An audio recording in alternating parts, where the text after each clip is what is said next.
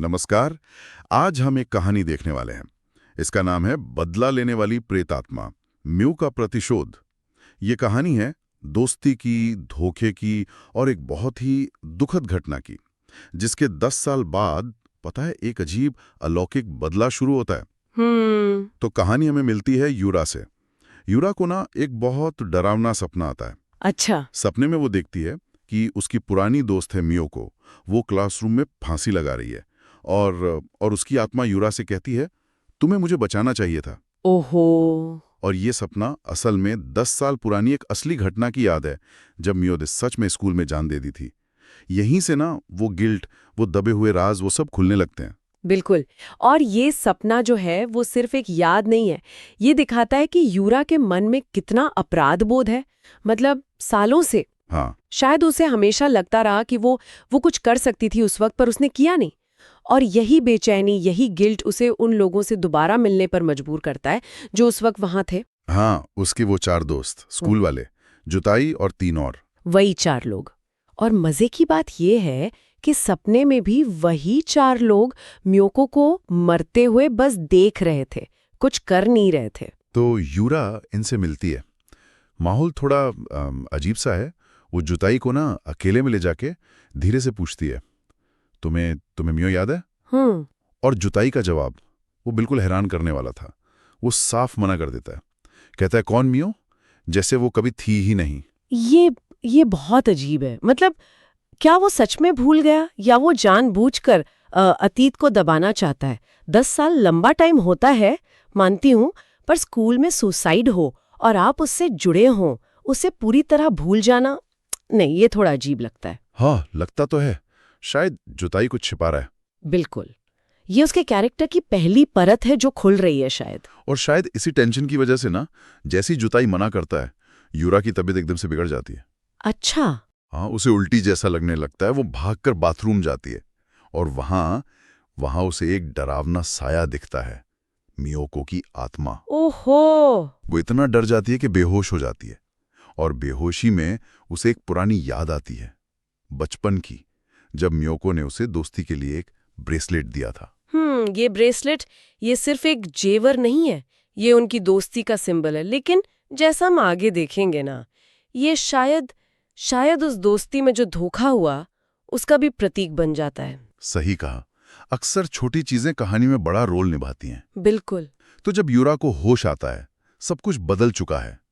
वो देखती है कि वो और उसके 4 दोस्त उसी पुराने बंद पड़े स्कूल के क्लासरूम में हैं। अरे। हाँ, वही क्लासरूम जिसके बारे में वो सपना देख रही थी। सब हैरान हैं, डरे हुए हैं कि भाई हम यहाँ कैसे आ गए, फंस गए। मतलब किडनैप या कुछ और? पता नहीं, बाहर निकलने का कोई रास्ता नहीं दिख रहा। और सबसे बुरी बात, सबके मोबाइल फोन गायब हैं। ओहो, मतलब दुनिया से कट गए पूरी तरह। जाती उसी वक्त तो भागना भी मुश्किल। ये तो साफ है कि ये कोई आम बात नहीं है। ये कोई अलौकिक शक्ति है जो उन्हें वहां खींच लाई है, जानबूझकर, उसी जगह पर जहां सब कुछ हुआ था। हाँ, जैसे उन्हें उनके कर्मों का सामना करने के लिए वहां लाया गया हो। बिल्कुल। वो अब पूरी तरह मियोको की दुनिया में कैद हैं, उसके बनाए जाल में। और इसी टेंशन वाले माहौल में कहानी हमें पीछे ले जाती है। फ्लैशबैक, स्कूल के दिन। अच्छा। हम देखते हैं कि यूरा ना उस पॉपुलर ग्रुप में शामिल होने के लिए बहुत बेचैन है, जिसमें जुताई और वो बाकी 3 लोग हैं। लेकिन उस ग्रुप की एक लड़की है, जुताई की दोस्त, वो यूरा को पसंद नहीं करती, उसे धमकाती है। स्कूल की पॉलिटिक्स। हाँ, और मियोको, जो यूरा की बेस्ट फ्रेंड है, वो उसे समझाती है कि भाई टीचर को बताओ इस बुलिंग के बारे में, और ऐसे ग्रुप में जाने का क्या मतलब जो तुम्हारी इज्जत ही ना करे। देखो मियोको कितनी समझदार और सच्ची दोस्त है। तो पर यूरा पर तो उस वक्त ग्रुप में घुसने का भूत सवार था। उसने मियोको की अच्छी सलाह सुनी ही नहीं, नजरअंदाज कर दिया। ये फैसला छोटा लग सकता है, पर ये दिखाता है कि यूरा के लिए क्या जरूरी था, सच्ची दोस्ती या बाहरी दिखावा, ग्रुप में जगह। और ये चुनाव ये आगे चलकर बहुत भारी पड़ने वाला था। बिल्कुल। अब वापस आज में आते हैं। क्लासरूम में एक और अजीब चीज होती है। यूरा अचानक गायब हो जाती है। गायब कैसे? पता नहीं, बस गायब। बाकी सब घबरा जाते हैं। जुदाई की वही दोस्त जो यूरा को धमकाती थी, वो उसे ढूंढने निकलती है और उसे यूरा मिलती है, लेकिन एक बहुत डरावनी हालत में। उसकी आंखें पूरी तरह सफेद हो चुकी हैं, जैसे जैसे उस पर किसी आत्मा का कब्जा हो। बाप रे, ये देखकर तो वो लड़की कांप गई होगी। बुरी तरह। ये शायद मियोको की आत्मा का पहला इशारा है कि अब वो सिर्फ डराएगी नहीं, अब वो एक्शन लेगी। यूरा का ऐसा बदलना, ये शायद आने वाले तूफान की पहली आहट है। और अब इंतजार खत्म होता है, बदला शुरू। पहली शिकार बनती है जुताई की वही दोस्त जिसने यूरा को धमकाया था। हाँ, वो लड़की और यूरा का एक और दोस्त जो अगला शिकार बनेगा। ये दोनों यूरा को ढूंढ रहे होते हैं। लड़की को वॉशरूम जाना पड़ता है और जैसे ही वो वॉशरूम से निकलती है, उसके कान में एक बहुत तेज, बर्दाश्त से बाहर दर्द शुरू होता है। कान में क्यों? यही कहानी फिर हमें अतीत में ले जाती है। पता चलता है कि स्कूल में इसी लड़की ने मियोको को सबके सामने बहुत जोर से थप्पड़ मारा था, इतना जोर से कि मियोको के कान से खून बहने लगा था। अरे, क्यों मारा था? उसे शक था कि मियोको ने उसके किसी दोस्त, शायद क्रश से बात की थी। अच्छा। मियोको ने मना किया, तो इस लड़की ने कंफर्म करने के लिए यूरा से पूछा। यूरा ने क्या कहा? यूरा डर गई। उसे ग्रुप में भी रहना था और उस लड़की के गुस्से से भी बचना था, तो उसने झूठ बोल दिया। उसने कहा, हाँ, मियोको ने बात की थी। ओहो, मतलब यूरा की झूठ की वजह से मियोको और पिटी। हाँ, और बेइज्जत हुई। ये यूरा का पहला बड़ा धोखा था अपनी बेस्ट फ्रेंड के साथ। डर के मारे या अपनी सहूलियत के लिए उसने दोस्त का साथ छोड़ दिया। बिल्कुल। और अब आज में मियोको की आत्मा उसी लड़की के सामने है और उसे ठीक वैसा ही दर्द दे रही है जैसा उसने मियोको को दिया था, कान में। बदला सिर्फ मारा पीटी नहीं है यहाँ, ये उस अनुभव को लौटाना है, बिल्कुल वैसा ही दर्द। और फिर जो होता है वो सुनकर रोंगटे खड़े हो जाते हैं। मियोको की आत्मा उसे पास पड़ा एक पेचकस उठाने को कहती है और अपने कान में डालने को। क्या? हाँ, और वो लड़की जैसे हिप्नोटाइज हो गई हो, वो पेचकस पूरी ताकत से अपने कान में घुसा लेती है। नहीं। हाँ, वो चीखती है, तड़पती है और वहीं मर जाती है। तभी यूरा, जो शायद अब थोड़ी नॉर्मल है, और उसका वो दूसरा दोस्त वहां पहुंचते हैं। लाश देखते हैं, मियोको की आत्मा की झलक देखते हैं और चीखते हुए वहां से भागते हैं। ये बदला कितना सिंबॉलिक और कितना भयानक है। जिस अंग से चोट दी उसी अंग से मौत। ये तो कर्म का एकदम सीधा और क्रूर फल है। हाँ, मियोको की आत्मा सिर्फ मार नहीं रही, वो हिसाब बराबर कर रही है, उसी तरीके से दर्द देकर जैसा उसे मिला था। ये फिजिकल से ज्यादा साइकोलॉजिकल भी है। डर और बढ़ता जा रहा है। भागते भागते ये लोग स्कूल की साइंस लैब में पहुंच जाते हैं और अब नंबर आता है यूरा के दूसरे दोस्त का। अच्छा, इसका क्या गुनाह था? कहानी फिर अतीत में जाती है। स्कूल में इसी लड़के ने मियोको के साथ बहुत बुरा बर्ताव किया था, मजाक में या शायद क्रूरता में। उसने जबरदस्ती मियोको को डिसेक्शन वाला मेंढक खिलाने की कोशिश की थी। छी, ये तो बहुत ही घिनौना है। स्कूल की बुलिंग कितनी भयानक हो सकती है। और मियोको के लिए शायद लगातार हो रहे अपमानों में एक और चोट थी। और अब उस चोट का हिसाब होगा। हाँ, लैब के अंदर अचानक उस लड़के के मुंह से ढेरों जिंदा मेंढक निकलने लगते हैं। क्या? जिंदा मेंढक? हाँ, और उसे लगता है कि उसके पूरे शरीर के अंदर मेंढक कूद रहे हैं।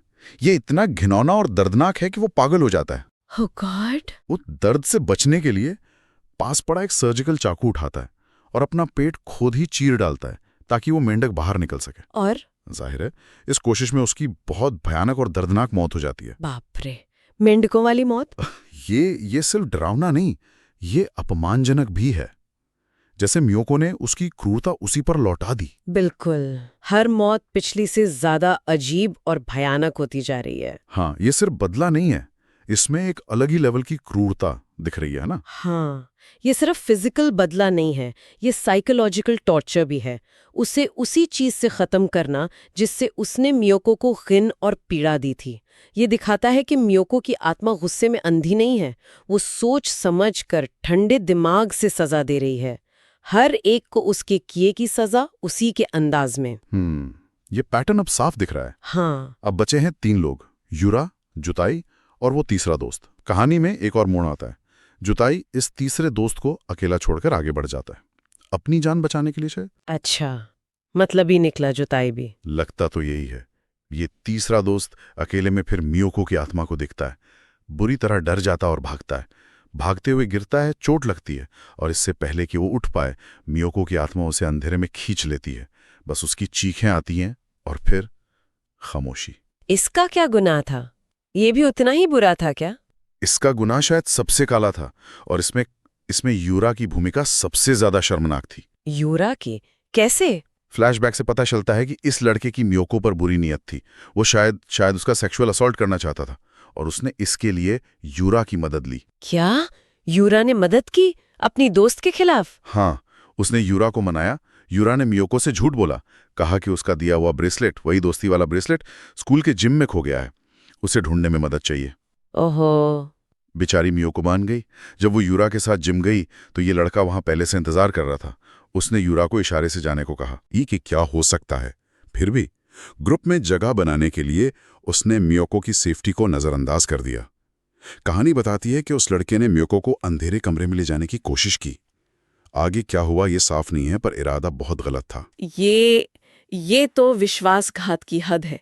सबसे करीबी दोस्त का ऐसा धोखा। शायद यही वो पल था जिसने मियोको को पूरी तरह तोड़ दिया होगा। ये सिर्फ दोस्ती का अंत नहीं था, ये शायद इंसानियत पर से उसके भरोसे का उठ जाना था। बिल्कुल। फिजिकल चोट से ज्यादा गहरे जख्म धोखे के होते हैं, खासकर जब वो सबसे करीबी इंसान से मिले। हाँ, अब समझ आता है कि मियोको ने सुसाइड जैसा कदम क्यों उठाया होगा। उसके लिए शायद दुनिया में कुछ भी सेफ, भरोसे लायक नहीं बचा था। अब सिर्फ 2 लोग बचे हैं, जुताई और यूरा। हम्म। क्लासरूम में यूरा बुरी तरह रो रही है। वो मियो की आत्मा से बात करने की कोशिश करती है। कहती है, सब मर गए, तुम्हारा बदला पूरा हो गया। लेकिन उसे आवाज आती है, नहीं, अभी बाकी है। तभी जुताई वहां आता है। यूरा उसे बताती है कि उसे मियोको की आवाजें आ रही हैं। और जुताई क्या कहता है? जुताई का अगला सवाल बहुत जरूरी है। वो पूछता है, मियो ने मेरे बारे में क्या कहा? अच्छा, उसे डर है कि उसका नंबर अगला है, या वो जानना चाहता है कि मियोको उसके बारे में क्या सोचती थी? शायद दोनों। और यही यूरा को एक और विजन आता है जो जुताई की असलियत खोलकर रख देता है। जुताई की असलियत? वो तो हमदर्द लग रहा था। पर विजन हमें जिम वाली घटना के बाद के दिनों में ले जाता है। पता चलता है कि जुताई ने उस वक्त मियोको से दोस्ती बढ़ाई थी, उसका हमदर्द बना, उसका भरोसा जीता। अच्छा। एक दिन मियोको ने उसे कुछ बनाते हुए देखा, शायद कोई पेंटिंग या स्केच। पूछा तो जुताई ने टाल दिया। बाद में आर्ट रूम में जब मियोको अकेली थी, जुताई बहाने से बाहर गया। मियोको को उत्सुकता हुई। उसने जुताई की वो पेंटिंग देख ली जिस पर कपड़ा ढका था। और उस पेंटिंग में क्या था? पेंटिंग देखकर मियोको के होश उड़ गए। जुताई ने उस घटना का चित्र बनाया था जब जिम में वो लड़का मियोको को हरास कर रहा था। क्या उसने वो सीन पेंट किया था? हाँ, ये सिर्फ रिकॉर्ड नहीं था, ये उस दर्द का एक ग्राफिक, वीभत्स चित्रण था। इससे साफ हो गया कि जुताई कोई हमदर्द दोस्त नहीं था, वो भी मियोको के दर्द से एक तरह का, पता नहीं, विकृत मजा ले रहा था। ये तो बहुत ही घटिया बात है। और सुनो, विजन से ये भी पता चला कि जिस रात जिम में वो सब हुआ, जुताई बाहर दरवाजे पर खड़ा सब कुछ देख और सुन रहा था। क्या? और उसने मदद नहीं की? नहीं, वो चुपचाप तमाशा देखता रहा। मियो को जब ये पता चला, गुस्से और घिन से उसने वो स्केच फाड़ दिया। तभी जुताई वापस आया, फटे स्केच को देखा और पागलों की तरह हंसने लगा। ये कितना भयानक है। जो आदमी सबसे ज्यादा सपोर्टिव लग रहा था, वो अंदर से इतना ज्यादा क्रूर और मतलबी निकला, है ना? ये धोखे का एक और लेवल है। हमदर्दी का झूठा नकाब पहनकर किसी के सबसे कमजोर पलों का फायदा उठाना, उसके दर्द का मजाक उड़ाना, ये शायद फिजिकल क्रूरता से भी ज्यादा घिनौना है। जुताई का कैरेक्टर दिखाता है कि बुराई कितनी छुपी हुई और मक्कार हो सकती है। बिल्कुल। अब वापस क्लासरूम में आते हैं। इस खुलासे के बाद माहौल एकदम बदल जाता है। मियोको की आत्मा पूरी तरह यूरा पर हावी हो जाती है। उसकी आंखें फिर से सफेद। और फिर वो, या कहें मियोको की आत्मा, यूरा के हाथों से पास पड़ी कोई नुकीली चीज उठाती है और जुताई पर हमला कर देती है। वो उस पर तब तक वार करती रहती है जब तक जुताई तड़प तड़प कर मर नहीं जाता। जुताई की मौत भी उसके गुनाह के हिसाब से ही हुई। उसने छिपकर धोखे से चोट पहुंचाई थी, अब उसे सीधे हमले का सामना करना पड़ा। मियोको का गुस्सा शायद इसलिए भी ज्यादा था क्योंकि जुताई ने दोस्ती का बहाना इस्तेमाल किया था, सबसे पवित्र बहाना। हाँ, अब सिर्फ यूरा बची है, अकेली। जुराताई की लाश के पास से उठकर वो स्कूल की छत पर जाती है। शायद उसे पता है कि अब उसकी बारी है। छत पर उसे वो ब्रेसलेट पड़ा मिलता है जो मियोको ने उसे सालों पहले दिया था। वो उसे उठाती है और तभी मियोको की आत्मा उसके ठीक पीछे आके खड़ी हो जाती है। आखिरी टकराव, फाइनल शोडाउन। हाँ, सारे मुखौटे उतर चुके हैं। यूरा अकेली है, अपने गिल्ट के साथ और अपनी दोस्त की बदला लेने वाली आत्मा के सामने। वो रोती है, गिड़गिड़ाती है, माफी मांगती है अपनी हर गलती के लिए, मानती है कि उसने म्योको का साथ नहीं दिया, उसे धोखा दिया। लेकिन क्या माफी काफी है? म्योको की आत्मा के लिए शायद नहीं। वो यूरा पर झपटती है, उसका गला घोटना शुरू कर देती है। ओह, वो कहती है, सिर्फ तुम बची हो, तुम्हें मारकर ही मेरा बदला पूरा होगा, तभी मेरी आत्मा को शांति मिलेगी। यहाँ मियोको का दर्द और गुस्सा सबसे ज्यादा यूरा के लिए है, क्योंकि वो कोई अजनबी नहीं थी, वो बेस्ट फ्रेंड थी। जिससे सबसे ज्यादा उम्मीद होती है, उसी का दिया धोखा सबसे ज्यादा चुभता है। मियोको के लिए यूरा का हर धोखा शायद बाकियों की क्रूरता से भी ज्यादा दर्दनाक था। बिल्कुल, और म्योको की आत्मा यूरा को धीरे धीरे तड़पा तड़पा कर मार देती है, और यहीं कहानी खत्म होती है। बदला पूरा हो गया, लेकिन पीछे क्या छूटा? सिर्फ मौत और तबाही। तो ये थी बदला लेने वाली प्रेतात्मा म्यो का प्रतिशोध की कहानी की हमारी गहराई से पड़ताल। एक ऐसा सफर जो दोस्ती से शुरू हुआ और धोखा, जलन, गिल्ट से होते हुए भयानक बदले तक पहुंचा। हमने देखा कैसे अतीत के कर्मों ने एक एक करके हर किरदार को उनके अंजाम तक पहुंचाया, खासकर यूरा को, जिसकी दोस्ती का धोखा शायद मियोको के लिए सबसे बड़ा जख्म था। हाँ, ये कहानी सिर्फ डराती नहीं है, ये हमें कई सीरियस सवालों पर सोचने को मजबूर करती है। स्कूल का माहौल, पीयर प्रेशर, ग्रुप में फिट होने की चाहत, ये सब कितने पावरफुल हो सकते हैं ना? बिल्कुल। एक छोटा सा झूठ, एक नजरअंदाज की गई मदद की पुकार, एक गलत फैसला, इनके नतीजे कितने भयानक हो सकते हैं। ये कहानी दिखाती है कि गिल्ट और अधूरे इंसाफ का बोझ सालों बाद भी कैसे जिंदगियों को बर्बाद कर सकता है। और सबसे बड़ा सवाल शायद यही है कि क्या बदले से वाकई शांति मिलती है? मियोको की आत्मा ने अपना बदला तो ले लिया, सबको सजा दे दी, पर क्या इसके बाद उसे वो सुकून मिला जो वो चाहती थी? कहानी का अंत देखकर तो ऐसा लगता नहीं लगता। वो भी शायद नफरत और दर्द के उसी जाल में फंसी रह गई। बदला अक्सर एक खाली जीत होती है। ये दर्द को मिटाता नहीं, शायद उसे और गहरा कर देता है, एक नया दर्द का साइकिल शुरू कर देता है।